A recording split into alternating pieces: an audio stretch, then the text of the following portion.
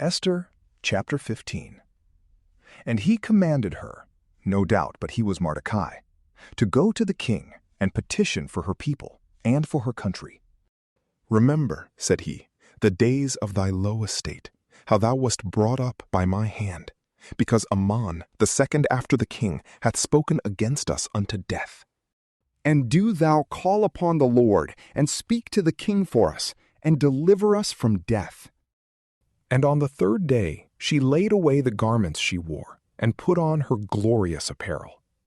And glittering in royal robes, after she had called upon God, the ruler and Savior of all, she took 2 maids with her.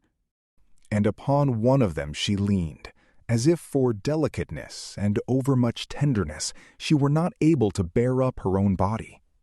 And the other maid followed her lady, bearing up her train flowing on the ground. But she, with a rosy color in her face, and with gracious and bright eyes, hid a mind full of anguish and exceeding great fear.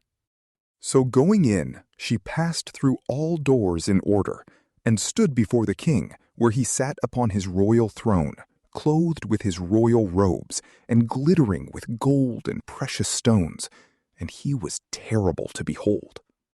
And when he had lifted up his countenance, and with burning eyes had shown the wrath of his heart, the queen sunk down, and her color turned pale, and she rested her weary head upon her handmaid. And God changed the king's spirit into mildness, and all in haste and in fear he leaped from his throne, and holding her up in his arms till she came to herself, caressed her with these words, "What is the matter, Esther?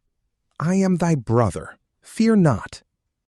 Thou shalt not die, for this law is not made for thee, but for all others.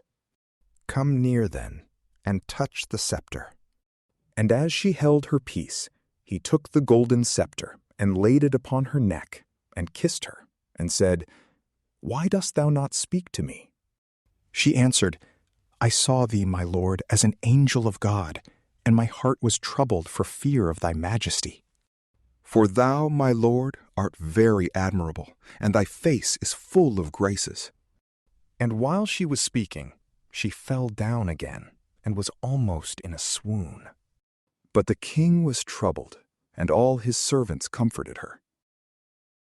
From PrayLamp, peace be with you.